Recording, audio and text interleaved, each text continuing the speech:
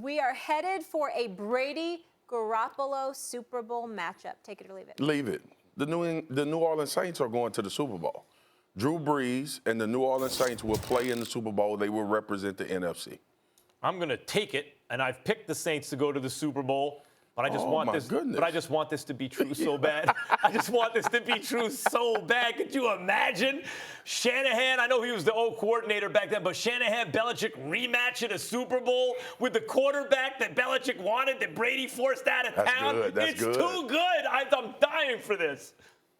I'm leaving it for the same reasons that Marcus mentioned.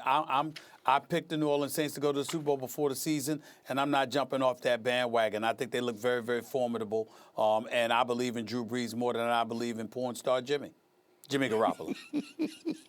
Stephen A., take it or leave it. The Eagles will find a way to win the NFC East. They're a half game back. I'm going to take that. I'm going to take that.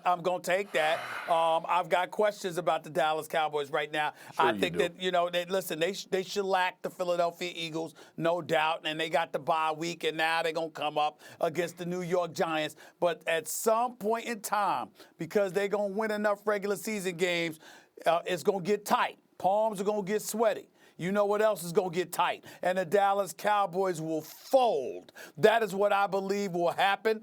Obviously, it will be right around Christmas time, which means that Cowboy fans' Christmases will be ruined. And that is exactly what I'm looking for. I'm looking for Dallas Cowboy fans to be absolutely miserable while opening their Christmas gifts on Christmas Day. And I believe that the Philadelphia Eagles will help make that happen. First of all, ain't nobody asked you no damn question about the Cowboys. That's number one. Number two is I'm leaving it because the Dallas Cowboys are going to win the NFC East. And let me tell you why. Because they just signed Michael Bennett, which is a very underrated signing for this football team, especially with this defense that he'll be in. And two, they got it going again. And the reason why, Tyron Smith is back, protecting Dak's backside. Everybody seems to forget that through those games, you had an all-pro perennial left tackle out of the game. Cam Fleming was playing, and Dallas was struggling. Coincidentally, you bring both tackles. Coincidentally, you bring back the stalwart, and they have an offensive output like they did. Zeke gets back on track running the football. I'm leaving this. The Cowboys are winning the NFC East. I'm taking it just like the first one because, I want it to be true. I can't have the Cowboys winning. But the Cowboys, 1 through 53, I like the Saints or the Colts or a team like that as deeper. But 1 through 22, if you're just talking starters, probably the Cowboys have the best roster, maybe in the NFL. They got a lot of stars, both sides of the ball, everywhere you look. But the Eagles make deadline deals. They've done it the last 2 seasons. They won a Super Bowl. Then they made a little playoff run. I think they'll do it again. The secondary's healthy now. The offensive line has not performed up to what they expected. And Carson Wentz has shown some signs recently. I just want it to be true, and it's so close, I'm going to take it. Eagles. Marcus, take it or leave it. The league's MVP award is Aaron Rodgers to lose. Hoo-wee.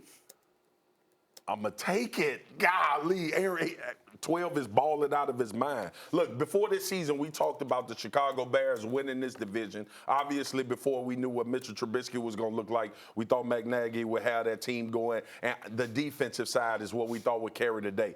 Aaron Rodgers and the Green Bay Packers, not only is Aaron Rodgers playing better, he's in this Matt LaFleur offense that we wanted to see if it would materialize into him being able to make plays, but he's back to doing those same tricks. The flicking the ball like it's easy. Playing football like he out there in the park playing against 4- and 5-year-olds, just pushing the ball downfield. He's back to that. I think Matt LaFleur went to Aaron Rodgers and said, hey, man, I know I got these calls, but when you see a play, go make a play. And he's playing that way. By the way, and he's done this without his best receiver. Yeah. And he's going to be supported by his defense. Aaron Rodgers is in perfect line to be the MVP. Take it. I've been saying this for 2 weeks now. That 2 weeks ago I said he's now the favorite to win. After this last week, I say it's his to lose. Like, I think he's already got it. Guys, he was a game manager early in this season, right? Relying more on the defense, running game, new head coach. And through all that, if Brady gets credit for doing that a lot of years, why doesn't Aaron Rodgers? And then the last 2 weeks, he showed you,